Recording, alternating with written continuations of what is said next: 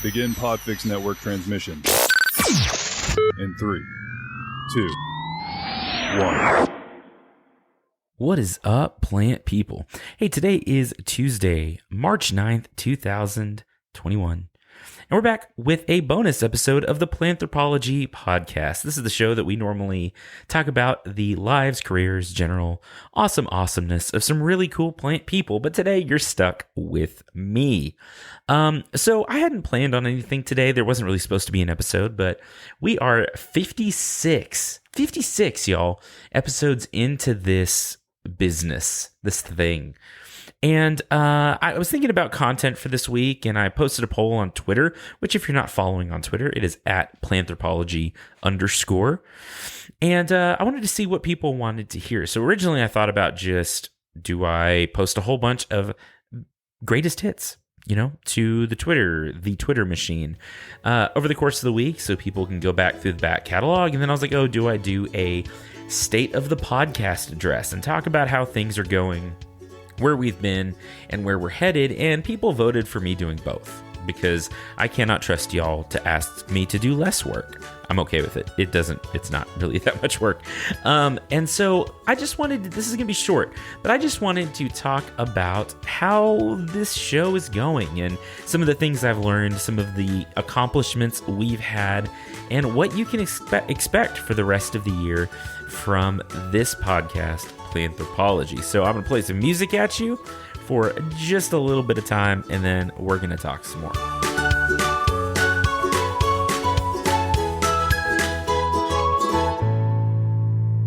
All right, I hope you enjoyed that. Did you? I enjoyed that. I'm glad we got to have that experience together. Okay, so like I said, 56 episodes into Planthropology. And that's really something, y'all. When I started the show in 2019, in the fall, I really, I didn't know what was going to happen. I didn't expect everything that 2020 was, but I really didn't expect this show to blow up like it has. Now, I'm not, certain podcasters who have gotten exclusive deals from Spotify, but hey, Spotify, if you want to hit me up, I'm here. My DMs are open, But anyway, but this has really gone so well. It's amazing to me, like, how many people are into nerdy plant stuff. There are a lot of you nerds out there, and it makes me so happy. I have made the best friends through this podcast. I mean, and I truly mean that, from the many and various guests who have been on the show to the network of people I have gotten to find on Twitter, I used to regularly say, and we've talked about this on the show a lot, that I hate Twitter. It's not really true anymore.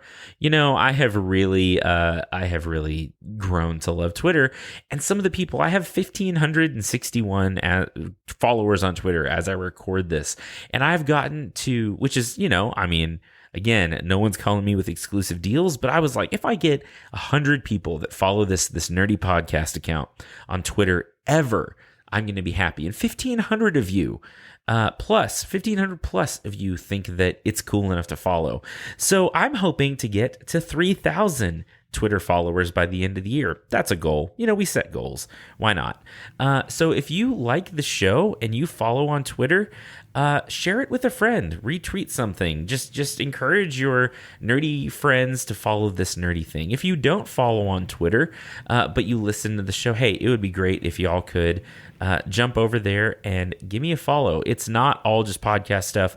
I share lots of the dumb videos that I make and cool articles I come across, and a lot of great content from other podcasters, other scientists, and other just cool folks on the Twitter machine. So follow over there. Also, if you're not following along, or if you're not in the Planthropology's Cool Plant People Facebook group, go join it. Planthropology's Cool Plant People. There's 250 people or something in this group, and it's fun. There's lots of memes, lots of articles, lots of cool stuff that you should be a part of. If you if you have questions about your plants, that's a great place to share questions. There's a lot of knowledgeable plant nerds in that group, and I know they are happy to answer your questions. I was just, I don't know. I always go back and forth, and I struggle with talking about podcast numbers, right? Like talking about download numbers and all that. It feels kind of gross sometimes, but I'm so proud of what we've accomplished here, and it's not me. I hope that you understand it, that it's not me that everyone is listening to. It's the amazing guests we have on the show, the great stories they tell. I look for people when I look for a guest.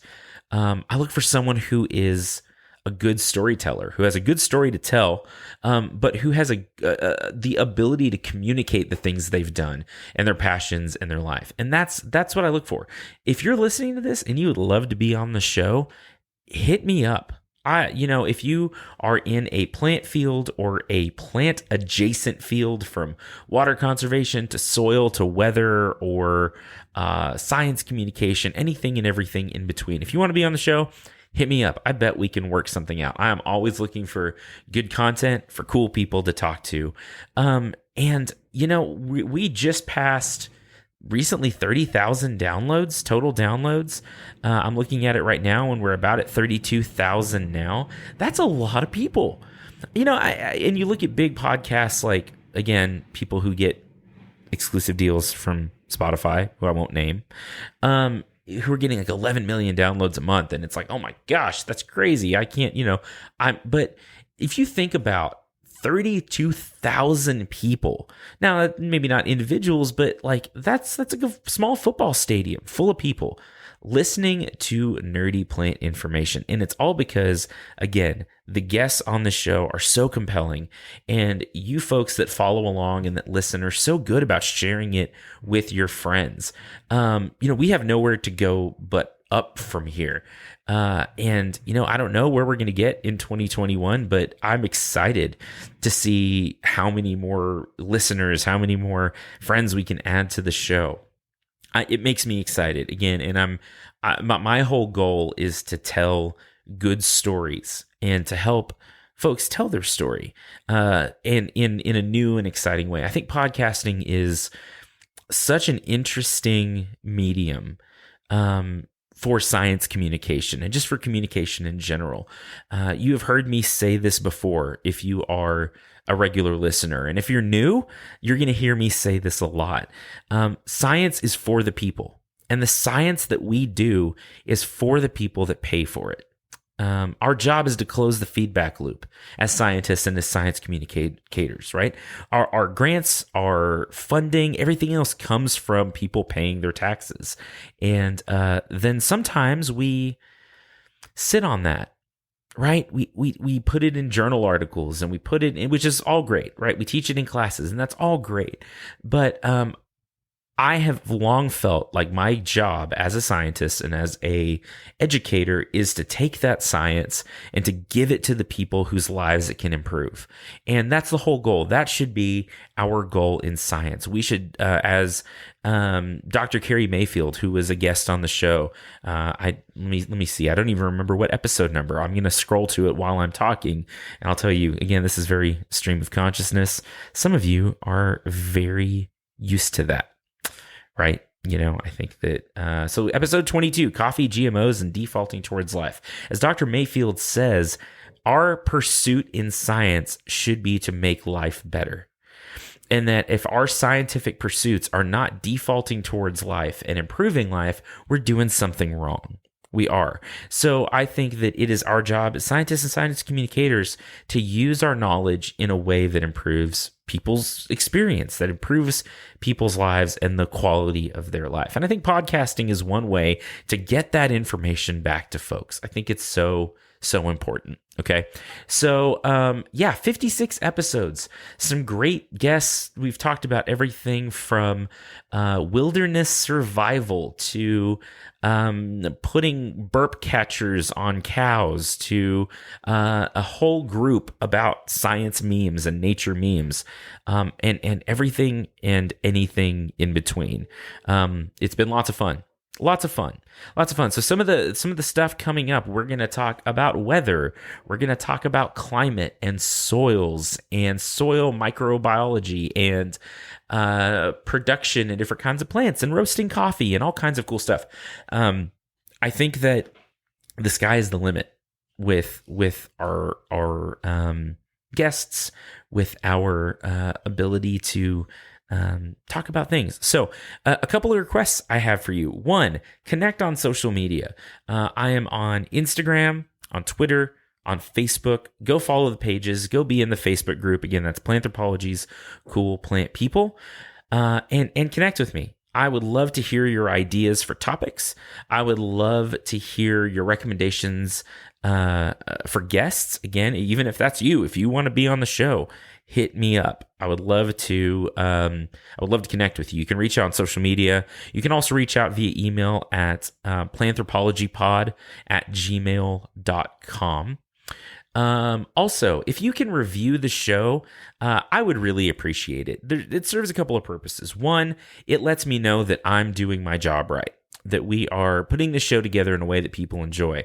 So if you could go to Apple Podcasts or Podchaser or Stitcher or anywhere that you listen that will let you leave a review and drop me a rating and drop me a review. I so much would appreciate it. It takes like 30 seconds. I'll put like links to that stuff in the show notes. Wherever you listen, if there's a way to review the show, I would appreciate it if you did. Also, the best way for this show to grow is for you to tell your friends about it. So share links on social media. If you're fun at parties like I am, talk about the nerdy podcast that you listen to there. It works. You'll still have friends, I promise. I have like a solid 3 friends, and they're great. I love them, right? So, again, the state of the podcast is that it's going great. It's great. It's well supported by by Texas Tech University, this department I'm in, the Plant and Soil Science Department. It is supported by the listeners, and y'all keep doing the thing, and I'm going to keep making it. I'm having fun with it. So, all of that to say, y'all are great. You're great. Thanks for listening. Thanks for being a part of this. I love you lots, and that's it. That's all I have to say. That's all I have to say. We'll be back with a great episode next week with my friend Stephen Yannock, who is an expert in all things olive, right? And a brand new PhD student. So it was a great time recording with him. I think I've said this before. I could talk with Stephen all day about olive stuff. So that episode will be out next week. So right now, you are going to hear a trailer for the Riddle Me That True Crime podcast. Dr. Jules, the host, is a wonderful supporter of the podcast community and has just become just such a cool podcast friend through all this, as well as the Petri Dish podcast. And Sean Allen and Nathan and Soundlord Stacy are really some of the best in the game. And Sean is a wonderful human. And I don't know Nathan or Stacy, really, but I'm sure they're great too. And just listening to them on the show, they are definitely people that you would like to listen to and people that you would enjoy having in your life and having a beer with, or a cup of coffee, or some kimchi. Anyway, so for the last time, y'all are awesome. Get ready for a couple of trailers in 5, 4, 3, 2, 1. Hi, I'm Jules from Riddle Me That True Crime. I'm Robin Warder from The Trail Went Cold, and Jules and I want to tell you a little bit about a case that means a great deal to us. The death of 9-month-old baby Jacob Landine on April the 10th, 1987 in Socorro, New Mexico. The day prior to his death, on April 9th, baby Jacob was being watched by his mother Brenda's new boyfriend John, not his real name, in his mobile home on 1453 Fatima Drive. While John was babysitting Jacob, Jacob would incur what would be his second head injury in a period of weeks. The prior head injury was a subdural hematoma, or brain bleed, and it was serious enough that it needed to be lanced to take pressure off baby Jacob's brain while being monitored by doctors over the course of several days. The circumstances surrounding how Jacob was injured and subsequently died are murky at best, with the suspect giving multiple versions of the events of the day, ranging from Jacob choking and accidentally hitting his head while trying to dislodge a cookie, to Jacob falling and John returning to see the injured infant.